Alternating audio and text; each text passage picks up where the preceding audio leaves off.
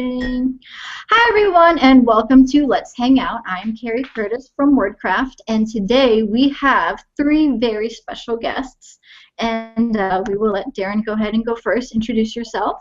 My name is Darren Robinson. I'm the guitar player from the band Phantom Planet. And here we have...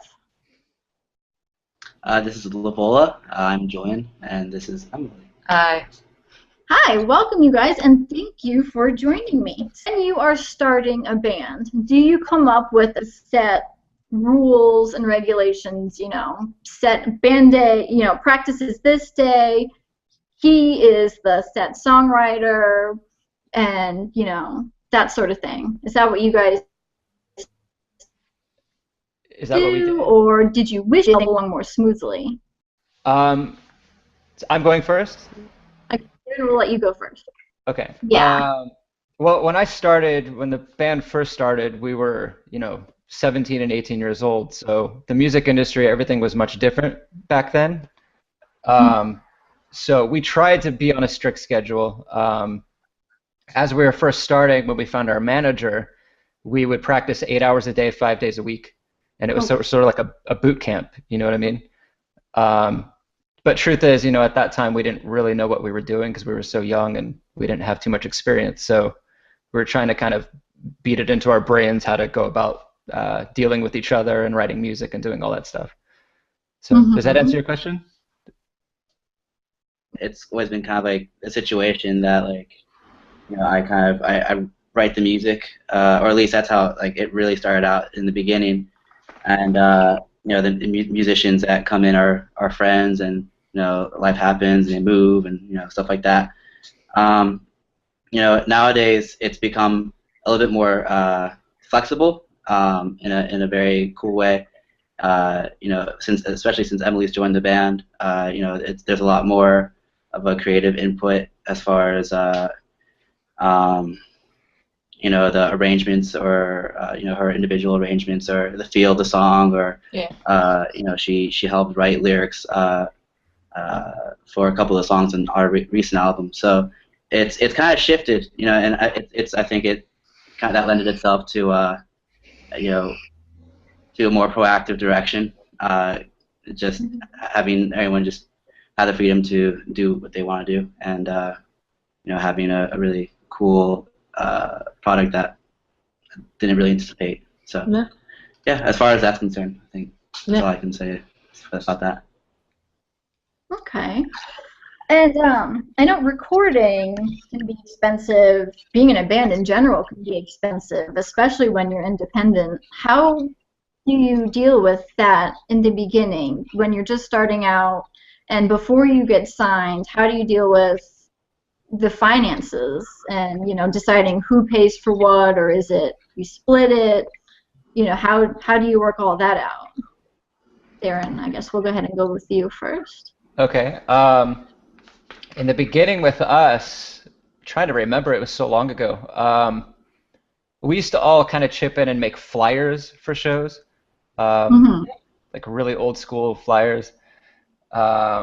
And usually when we would play shows, we would get paid for the shows, though it wasn't very much money. We would use that for other things.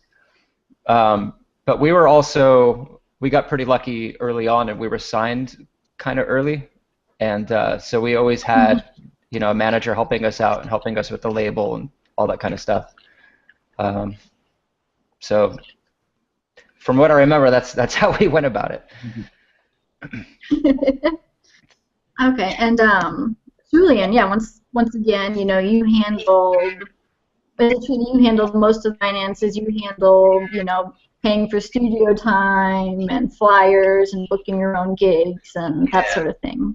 Yeah, I mean, in the very beginning, I kind of did things in a very inconvenient manner. I recorded a demo first in the studio before I even had a band, and so I kind of relied on just whatever cash I had, and just working crappy day jobs I hated to kind of finance the rest of studio time and stuff like that. I didn't really know any better, and I was too nervous to even show people besides a studio engineer the music. And yeah, I was actually about to start like donating plasma for some money. So, yeah, I was a little desperate. But having it when the band got rolling, it definitely helped as far as having people that were also just as passionate about it. Kind of chip in and help out as far as like booking studio time and certainly gigs helped a lot. Gigging out a lot before recording and just in general. That helps out a lot too. Obviously, Yeah. Emily, Taking one for the team. So. I'm used to it. You gotta do it as a musician. That's not just with, a band. Sometimes you just have to do something because it's for a friend. You have to do a lot of things that are collaborative. And I think like if you try to whittle it down, it should be about getting out there, getting the exposure, and wanting to record the music instead of, necessarily being really hung up on the money. But we definitely have made it work thus far. So. Awesome. And now, you have been in countless bands, whether it was a guest violinist for a few songs or, just, being in the band with them. Mm-hmm. And how, I'm sure you've seen, a bunch of, parts when, they didn't get, or, I'm sure you've seen a lot. So can you tell us any instances where while a band is recording, how did they work out recording issues? Like they agree on a chord, on something. What can you tell us? Yeah, that has worked. Yeah, for some bands that I've been in the past, one of the bands, like the very first one that I was in, didn't even do any recordings. Like I would just make videos at our shows and then learn the songs that way because they were too lazy to actually go into the studio. And then I was in a prog band, and we paid for the studio initially, and it was somebody that they had lived with, and so they got some kind of deal. But then the second album with the prog band, they were like, oh, we're going to DIY this, and they set up, literally, it was like a pillow fort. They put, like, the cushions of the couch and made this, like, sound booth thing. It was horrible. It was really bad. And they even hung, like, this little, like, sheet towel thing. They're like, yeah, this will be great for the sound. And it was like, no, actually, that won't be at all. But it was fun, and it made me feel like a little kid again, so that was cool. But the whole process wasn't very professional. But they got the drums professionally done, and everybody chipped in for that. So they insisted on having the drums at least decent. So I don't know. I think it normally comes down to how much you want to invest, but how far you think you'll go. And with a band like that, obviously we didn't think we were going to go very far, and we didn't. So it made sense that it was more of a DIY thing, whereas if you really put your heart and soul into something, obviously it's worth it to invest. So. Yeah. Awesome. All right, well, sometimes band members, they come and go. And, do you guys have any deal breakers? Things that happen where you say, no, we're not going to put up with this, you're out. Or I'm not going to put up with it, I'm out. I guess Julian will let you go first since we're on the screen. Oh, man, I was looking forward to thinking. Deal breakers. Yeah, if they don't like cats. Awesome one. I mean, deal breakers for me. I mean, it's kind of just like more, I guess, common sense stuff. Like if I like to, play with people who are honest, I guess, and not dishonest. So, there have been times where that's kind of happened, and not to get into like specifics of it, but where it just doesn't end up working out. Just on like a personal level, not even like a musical level. So I think that personal compatibility is definitely very important.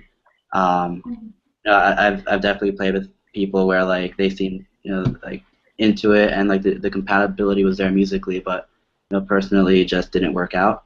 And you spend a lot of time with your fellow musicians in your band. So, if you can't get along, on a genuine level, then it's just kind of like ripping your hair out by the end of a long string of shows or recording sessions or even practices. That's not very constructive. So there's definitely several, but I think the personal level needs to be there first, and then that's it. Yeah, do you have anything to add? Well, I mean, mine would be silly, but I've literally had so many disagreements with people.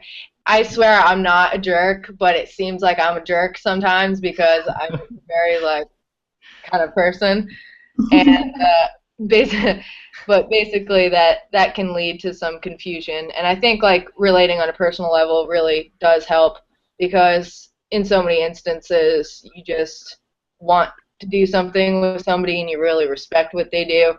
And even to this day, I'll like songs from people that I'm totally not cool with being friends with anymore, just because there's that distrust, or the personal connection is gone, or they were a douche, or I mean, there are so many different reasons why you can respect somebody's music but not necessarily want to be friends with them. And I think to truly make music that's brilliant, you have to have a certain amount of passion for the people that you make it with, and that's really hard to do when you just don't get along. So Absolutely.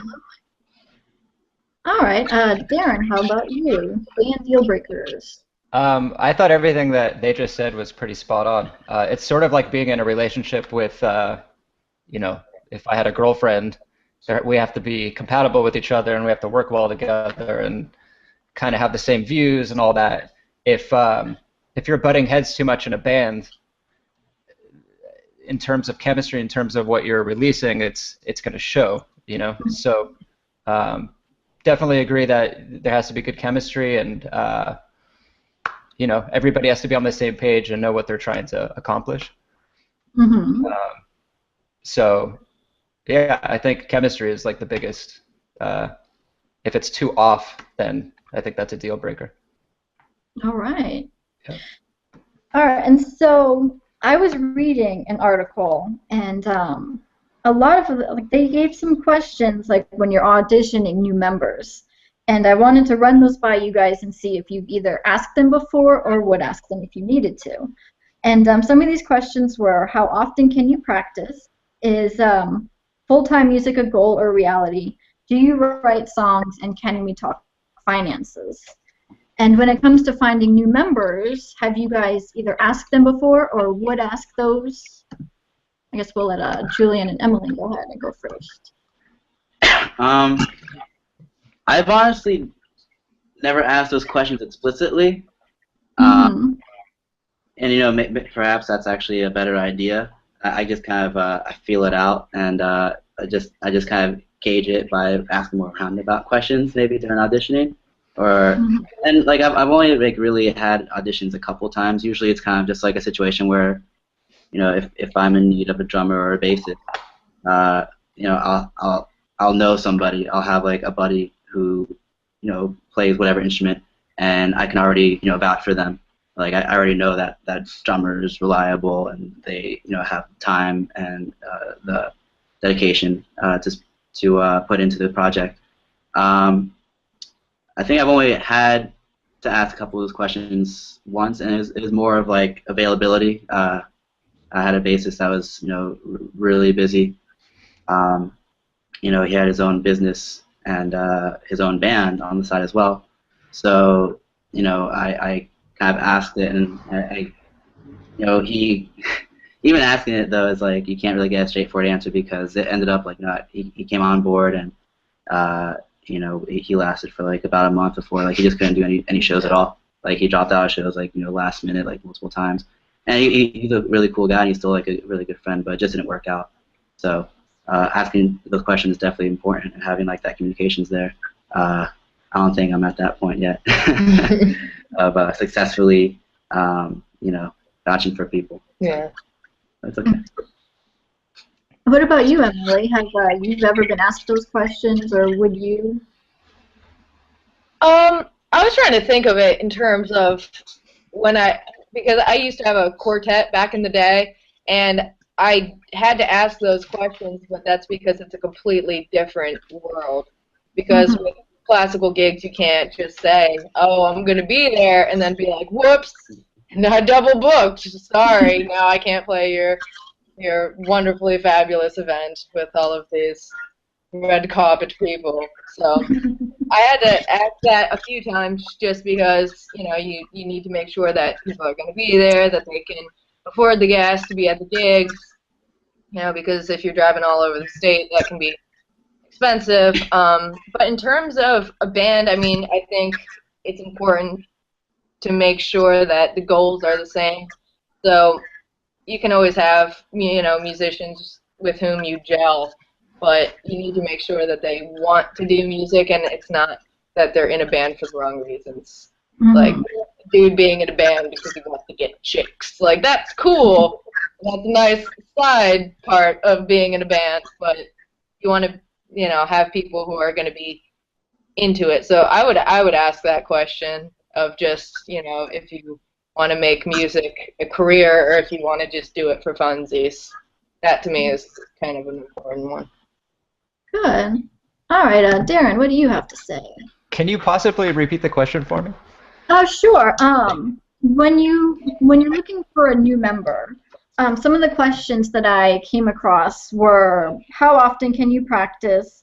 Is full-time music a goal or reality? Do you write songs? And can we talk finances? And so the question is, would you ask those, or have you asked those when auditioning new members? For me personally, no, I've never had to ask those questions. We've had members leave of our band, like Jason initially left and Jeff Conrad took over, but he was a friend of ours for years and years and years before he joined the band. So we knew he was on the same page. We knew that, he was prepared to not make any money for a while and to kind of tough it out and do what we got to do to see if we could get to the next level. But in regards to that, no, there's no one else that I've ever had to try out. Anytime I've ever been in bands or asked people to be in bands, it's always from a circle of friends that we have. So there's kind of that solid foundation there. Yeah.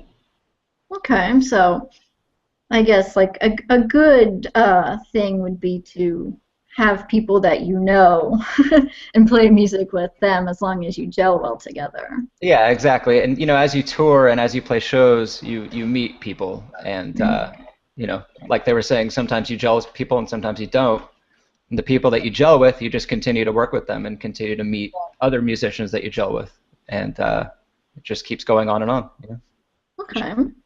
Okay, and Darren, with going back to the touring, did you guys have any, problems touring? Like, did you get on each other's nerves, or like I'm sure that would happen. Yes, like all the time, constantly. They used to call Alex and I the Terror Twins. Yeah. Yeah, he knew how to push my buttons big time, and I knew how to push his. We were like brothers, but like brothers who fought all the time, but every possible subject you can imagine. So, yeah. Did you guys play any pranks on each other while on tour? All the time. I guess if there was any story I had to share, it would be there was a time that we were lucky enough to have a tour bus, and Alex trapped me in the bathroom, and he kept me in there for like 5 minutes, and I got really annoyed, so I started pounding on the door, and eventually I pounded so hard on the door it came off the hinges.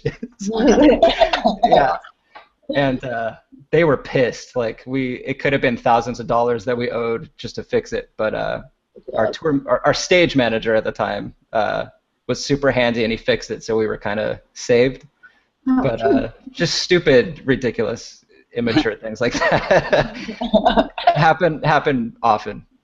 Yeah. That's funny. That sounds like a lot of fun. It was fun, but it was learning experience as well.